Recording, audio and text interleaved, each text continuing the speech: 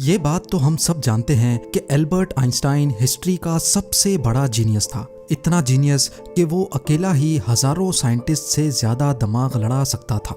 जो चीज हम इंसान समझना तो दूर की बात सोच भी नहीं सकते, वो आइंस्टाइन ने सोची भी, समझी भी और उसको पूरी दुनिया के लिए आसान भी बनाया। एल्बर्ट आइंस्टाइन एक फिजिसिस्ट थे जिन्होंने थ्योरी ऑफ रिलेटिविटी, E=mc² और फोटो इलेक्ट्रिक इफेक्ट के लॉज बनाकर पूरी दुनिया को हैरान और परेशान छोड़ दिया था और इसकी वजह से ही इनको नोबेल प्राइज से भी नवाजा गया। इनकी एक्स्ट्रा ऑर्डिनरी सोचने और समझने की सलाहियत देखकर लोग समझते थे कि आइंस्टाइन के पास एक स्पेशल ब्रेन है जो हम आम इंसानों से काफ़ी ज़्यादा मुख्तलिफ है। इस बात का खुद आइंस्टाइन को भी अंदाजा था। इसी वजह से वो नहीं चाहते थे कि मरने के बाद इनकी बॉडी के किसी भी हिस्से पर रिसर्च की जाए, बल्कि उन्होंने तो ये इंस्ट्रक्शंस दे रखी थी कि मरने के बाद इनकी बॉडी को जलाकर राख कर दिया जाए। लेकिन फिर वही हुआ जिसका आइंस्टाइन को डर था। 18 अप्रैल 1955 को प्रिंसटन हॉस्पिटल में जब आइंस्टाइन का इंतकाल हुआ तो ऑटोप्सी के लिए यानी मौत की वजह जानने के लिए जो डॉक्टर आया उसने चुपके से आइंस्टाइन का ब्रेन निकाल लिया, क्योंकि उसको ये जानने की क्यूरियोसिटी थी कि दुनिया के सबसे बड़े जीनियस के ब्रेन में आखिर ऐसा है क्या। ज़ेम टीवी की वीडियोस में एक बार फिर से खुशामदीद। नाजरीन, आइंस्टाइन का ब्रेन चुराने वाले डॉक्टर थॉमस हार्वी थे, जिनको अपने साथ होने वाले अंजाम से ज्यादा इस स्पेशल ब्रेन को स्टडी करने में दिलचस्पी थी। कुछ दिनों के बाद जब प्रिंसटन हॉस्पिटल को डॉक्टर हार्वी की इस हरकत का पता चला तो उनको अपनी जॉब से हाथ धोना पड़ा। लेकिन डॉक्टर हार्वी आइंस्टाइन के बेटे हंस अल्बर्ट से जैसे तैसे करके ये परमिशन लेने में कामयाब हो गए कि वो उसके बाप के स्पेशल ब्रेन के अंदर छुपे राजों से पर्दा उठाकर उसको दुनिया के सामने लाना चाहते हैं। इस दिन के बाद से शुरू हुआ इस ब्रेन का एक लंबा तरीन सफर। डॉक्टर हार्वी एक पैथोलॉजिस्ट थे जो सिर्फ पोस्टमार्टम करना जानते थे। ये उनका सिर्फ ख्याल था कि वो इतने बड़े जीनियस के ब्रेन पर रिसर्च कर पाएंगे। अब कंडीशन ये थी कि डॉक्टर हार्वी प्रिंसटन हॉस्पिटल की जॉब से भी हाथ धो बैठे थे और अपने पैथोलॉजिस्ट का ओहदा भी। आइंस्टाइन का ब्रेन जो पहले ही डॉक्टर हार्वी प्रिजर्व कर चुके थे, वो इसको लेकर पेंसिल्वेनिया के शहर फिलाडेल्फिया ले गए, जहां उन्होंने ब्रेन की कई फोटोज ली और फिर उसको 240 छोटे छोटे पीसेज में काट कर हर पीस को अलग अलग जार में प्रिजर्व करके अपनी बेसमेंट में छुपा दिया। इसी मसले को लेकर डॉक्टर हार्वी का अपनी बीवी के साथ कई बार झगड़ा होता रहता था, क्योंकि उनकी बीवी अक्सर ये धमकी देती थी कि वो इस ब्रेन को उठाकर कहीं फेंक देगी। एक दिन झगड़ा इतना बढ़ गया कि दोनों मियाँ बीवी को डाइवोर्स लेकर अलग होना पड़ा और डॉक्टर हार्वी ब्रेन लेकर कैंसस के शहर विचिटा चले गए, जहां वो एक बायोलॉजिकल टेस्टिंग लैब में मेडिकल सुपरवाइजर की नौकरी करने लगे और यहाँ वो अपने फारिग टाइम में आइंस्टाइन के ब्रेन पर खूब स्टडी करने की कोशिश करते। इसके बाद कई बार वो अलग अलग जॉब छोड़कर मुख्तलिफ शहरों में ये ब्रेन लेके घूमते रहे। कई साल गुजर चुके थे लेकिन डॉक्टर हार्वी आइंस्टाइन के ब्रेन पर कुछ खास रिसर्च ना कर सके। उल्टा उनका मेडिकल लाइसेंस ही कैंसिल कर दिया गया और नौबत यहाँ तक आ गई कि उनको एक प्लास्टिक की फैक्ट्री में जॉब स्टार्ट करनी पड़ी। तभी उन्होंने पहली बार एक अच्छा फैसला किया कि वो इनके ब्रेन के अलग अलग हिस्सों को दुनिया भर के बेस्ट न्यूरोपैथोलॉजिस्ट के पास डिटेल्ड रिसर्च के लिए भेजेंगे। लिहाजा उन्होंने ऐसा ही किया। 1955 में ब्रेन चोरी होने के 30 सालों के बाद यानी 1985 में पहली बार आइंस्टाइन के ब्रेन पर एक स्टडी पब्लिश की गई। इसके बाद अगले 28 सालों तक इस जीनियस ब्रेन पर दुनिया भर के न्यूरोपैथोलॉजिस्ट ने कई स्टडीज पब्लिश की, जिनमें बताया गया कि आइंस्टाइन का ब्रेन आम इंसान के ब्रेन से काफी डिफरेंट था। सबसे बड़ा डिफरेंस ब्रेन के कॉर्पस कैलोसम नामी हिस्से में पाया गया।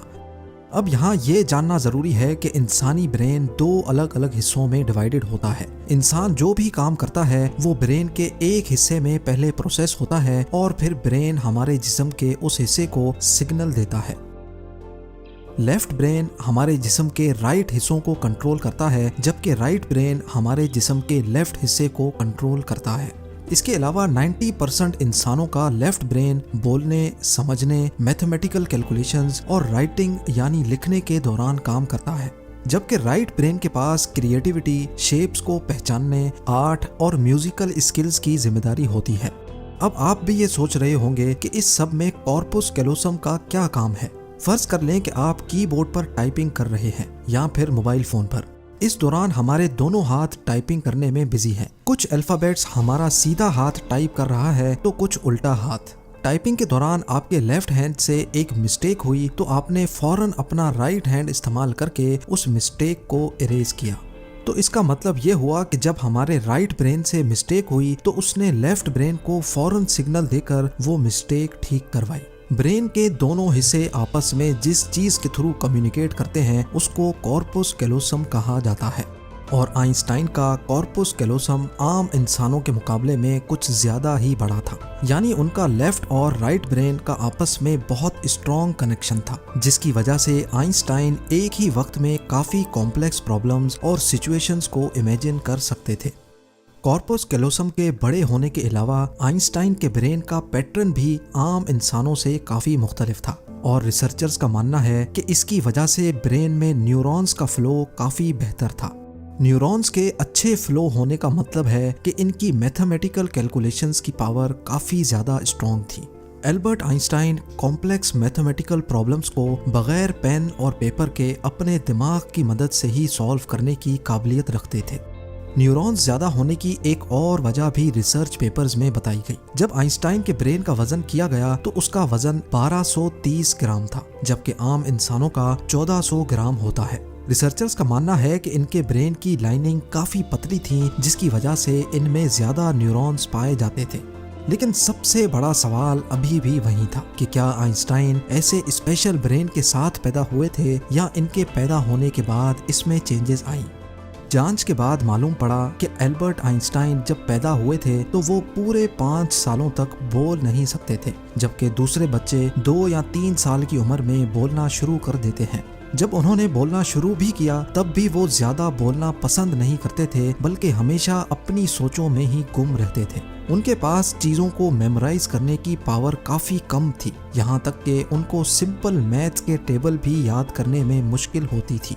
वो मैथ्स और नंबर्स को लॉजिकल तरीकों से प्रोसेस करने के मास्टर थे, ना कि उनको रट्टा लगाकर याद करने के।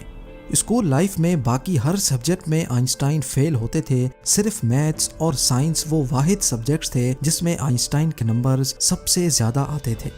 जब एल्बर्ट आइंस्टाइन 12 साल के थे तब एक फैमिली टीचर अपनी ज्योमेट्री की बुक इनके पास भूल गए। हैरत अंगेज तौर पे सिर्फ एक ही दिन में आइंस्टाइन वो पूरी बुक पढ़कर अपने ज्योमेट्री के कॉन्सेप्ट्स क्लियर कर बैठे। ना सिर्फ इतना बल्कि सिर्फ 14 साल की उम्र में ही वो इंटीग्रल और डिफरेंशियल कैलकुलस के मास्टर बन चुके थे। मैथ्स और साइंस में इनकी इतनी स्ट्रॉन्ग ग्रिप थी कि जब वो क्लासरूम में कोई सवाल पूछने के लिए हाथ खड़ा करते थे तो प्रोफेसर्स घबराने लगते थे, क्योंकि आइंस्टाइन के अक्सर सवाल टीचर्स के भी ऊपर से गुजर जाते थे। छोटी सी उम्र में ही वो इस यूनिवर्स के लॉज को एक छोटी सी इक्वेशन में बंद करना चाहते थे और यही उन्होंने अपनी जिंदगी का मकसद बना लिया था। 26 साल की उम्र में आइंस्टाइन ने 4 रिसर्च पेपर्स पब्लिश करके पूरी दुनिया को हैरान कर डाला और इसी वजह से उनको पीएचडी की डिग्री और ह्यूमैनिटी के लिए आला किरदार अदा करने की सूरत में नोबेल प्राइज से भी नवाजा गया। इसका अंदाजा आप सिर्फ इस बात से लगा लें कि आज भी आइंस्टाइन की उन थीसिस के बिना साइंस बिल्कुल अधूरी है। कई डॉक्टर्स और साइंटिस्ट ने ये नतीजा निकाला कि आइंस्टाइन का ब्रेन उनके पैदा होने के बाद स्पेशल बना था, जिसकी सबसे बड़ी वजह यह थी कि जब उनको अपने सवालों का कोई जवाब नहीं मिलता था तो वो खुद अपने दिमाग की मदद से जवाब तलाश किया करते थे। छोटी उम्र में ही ऐसा करने से इनका ब्रेन उसी हिसाब से डेवलप होता गया। आज भी आइंस्टाइन का ये एक्स्ट्रा ऑर्डिनरी ब्रेन अमेरिका में वाक़े द मटर म्यूजियम में मौजूद है, जिसको बड़ी हिफाजत से माइक्रोस्कोपिक फिल्म्स में प्रिजर्व करके रखा गया है। उम्मीद है जेम टीवी की ये वीडियो भी आप लोग भरपूर लाइक और शेयर करेंगे। आप लोगों के प्यार भरे कमेंट्स का बेहद शुक्रिया। मिलते हैं अगली शानदार वीडियो में।